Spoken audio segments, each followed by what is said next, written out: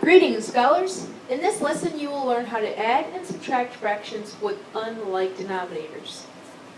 Let's get started. So, it's your birthday, right? Happy birthday. On your birthday, you ate 1/4 of an apple pie and 2/6 of a blueberry pie. So the question is, how much pie did you eat altogether? So that equation would be 1/4 plus 2/6. But if you look at these two fractions, 1/4 and 2/6, you have different denominators. With fractions, you must get the denominators the same before you can even begin to add them. So, because they're different, we must get common denominators by finding a common multiple of 4 and 6. So what I have our class do is set up what we would call as a multiple chart. Multiples of 4, the denominator. Multiples of 6, the other denominator. And you're trying to find a multiple that 4 and 6 have in common. So let's skip count by 4. Skip counting is the same as multiples. Multiples is the same as skip counting. 4, 8, 12, 16. And let's list some multiples of 6. 6, 12. And already I see a multiple they have in common. So what we're now going to do is change 1/4 over to 12ths and change 2/6 over to 12ths. So we're going to set it up like this. 12, 12. And we're trying to change 1/4 over to 12ths. So we're going to produce an equivalent fraction.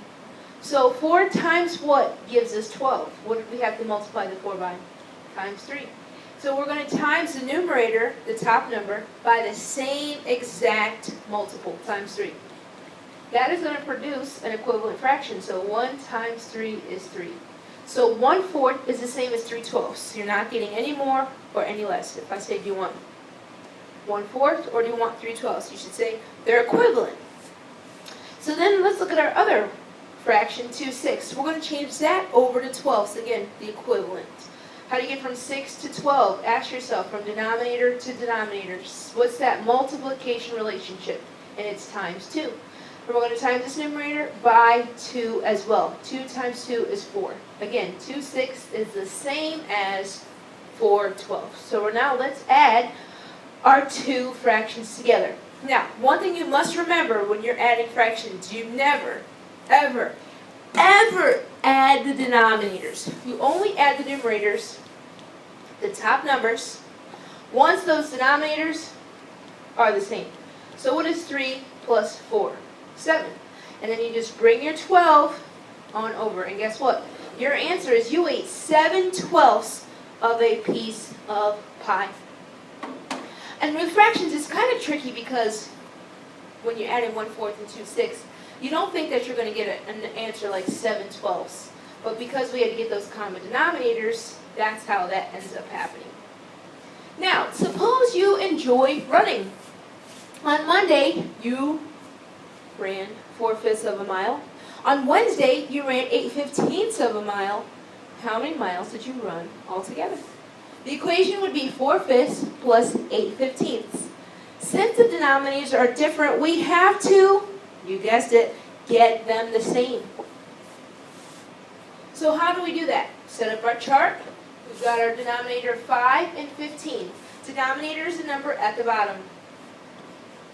We're going to skip count by 5s.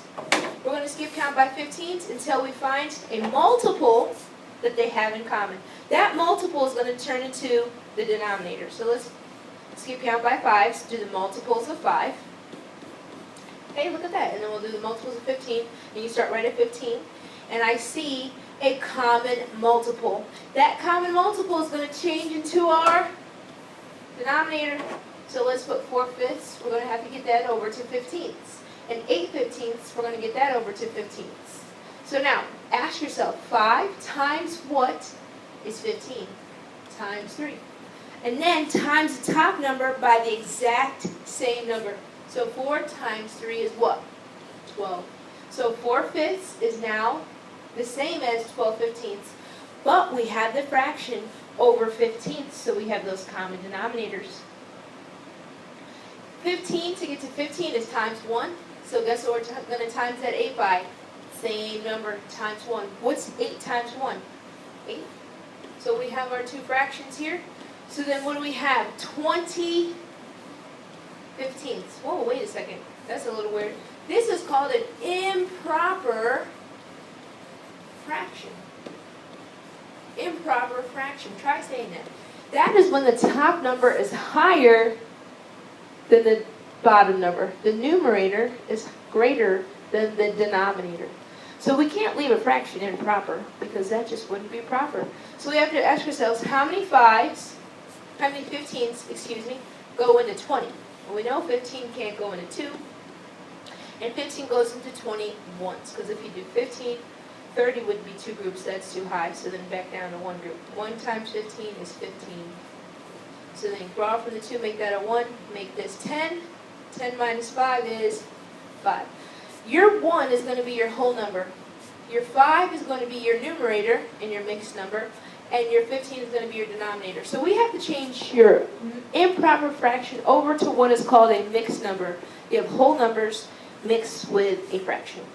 So this is going to be 1 and 5 15ths. And again, that can reduce. So we're going to bring over our whole. Divide. What can 5 and 15 both be divided by? 5 is our highest factor. And that's 5 divided by 5 is 1. 15 divided by 5 is 3.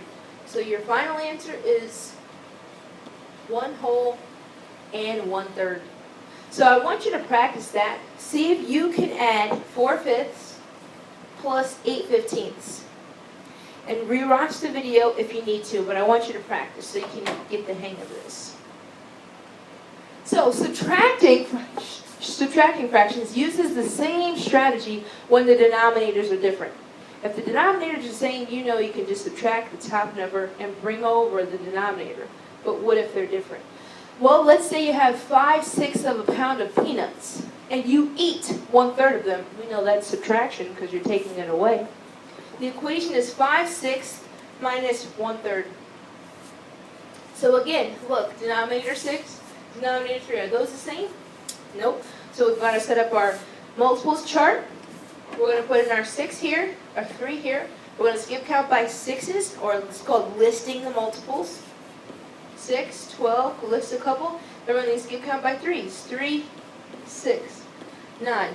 But we can stop there. Do you guys see a common multiple? 6 and 6. So we're going to get both of our fractions over to the denominator 6. So put our 6 here. Change 5/6 over to 6, which look, it's already 6, and 1/3 over to 6. How do you get from 6 to 6? Ask yourself, 6 times what is 6? Times 1. You need to know that so that you can times your numerator, your top number, by the same number, okay, to produce that equivalent fraction. So 5 times 1 is 5. So 5/6 is the same as 5/6. Now let's do 1/3. 3 times what is 6? 3 6 times 2. So what do we have to do to this 1? Times it by 2. If you don't times the numerator and denominator by the same number, it won't make an equivalent fraction. 1 times 2 is 2. Add those together, you're going to get 7/6. So again, we have, we're subtracting. We've got to subtract this. Good thing you're paying attention. Subtract this. What is 5/6 minus 2/6? That's going to give you 3/6. All right, now, can we leave 3/6 like this? This is called a proper fraction, but it can reduce. It's not the lowest form. So what can 3 and 6 both be divided by? 3. 3. What's 3 divided by 3? How many 3's go into 3? Skip count by 3, so you say 3. 3. 1. What's 6 divided by 3? How many 3's go into 6? 3 times 1 is 6. Skip down by 3. 3 6 times 2. So that reduces down to 1/2. Okay? So that is the same adding and subtracting. If the denominators are different, you must get them the same. So, it is your turn. Dana had 6/8 a cup of flour. Her recipe called for 1/2 a cup of flour. How much flour does she have left? The equation would be 6/8 minus the half a cup that she used. So the question is, how much did she have left? And let's go to our next slide here. Since the denominators are different, you must find the common multiple. Once you find that common multiple, get your fractions over that, and then produce your equivalent fractions. Your denominators will be the same, and subtract. At this point, pause the video, solve this problem, and see how you do once you finish, reduce, or change from improper to mixed, and then you check in with me to see how you did.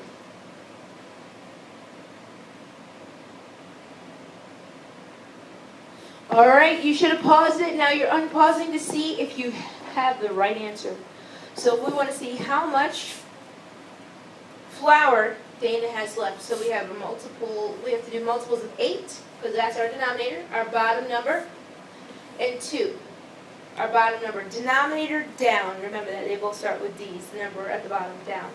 So let's keep count by 8s. 8, 16. Let's keep count by 2s. 2, 4, 6, 8. Oh, I found a common multiple. Now, what would you do if you did not find a common multiple? And I skip counted a little bit. Skip counting until you find a common multiple that both numbers have in common. So 8 and 8. We're going to circle that 8. But if I didn't find one by now, I would just continue to skip count here and here. So let's get both of our fractions over 8. So 8 times 8 is what? We're trying to find that multiplication relationship. 8 times 1 is 8, so then you do 6 times 1 is 6. 6 times 1 is 6. Subtract, and then you have to get from 2 to 8. What's the multiplication relationship to get from 2 to 8? Times 4. So then what do I have to do to my numerator? Times it by the same number, 4. That means 4/8 is the same as 1/2. Again, you're not getting any more or any less. So if I said, would you like 1/8 or 4/8? Excuse me, 1/2 or 4/8, you would say they're equivalent. So this fraction is equivalent to this, and this fraction is equivalent to this. Now we have the same denominators, though. So what is 2? 6 minus 4? 2. And then you just bring over your denominator. How did you do? You never add those denominators or subtract. So now 2/8, if you had that, awesome. Did you also see that 2/8 is not in lowest form? So 2 can be divided by 2. And 8 can also be divided by 2. When you find lowest form, you're dividing the top and bottom number by the same number each time, so that you can get the same fraction except in lowest form. So what's 2 divided by 2? 1. What's 8 divided by 2? 4. So 1/4 is our final answer in lowest form. This is our answer, but it's not reduced. This is our reduced answer. So you now have had practice with adding and subtracting fractions. If you still don't feel comfortable, you can watch the video again. There's also other videos that are available for you to see. In this lesson, you learned how to add and subtract fractions with unlike denominators.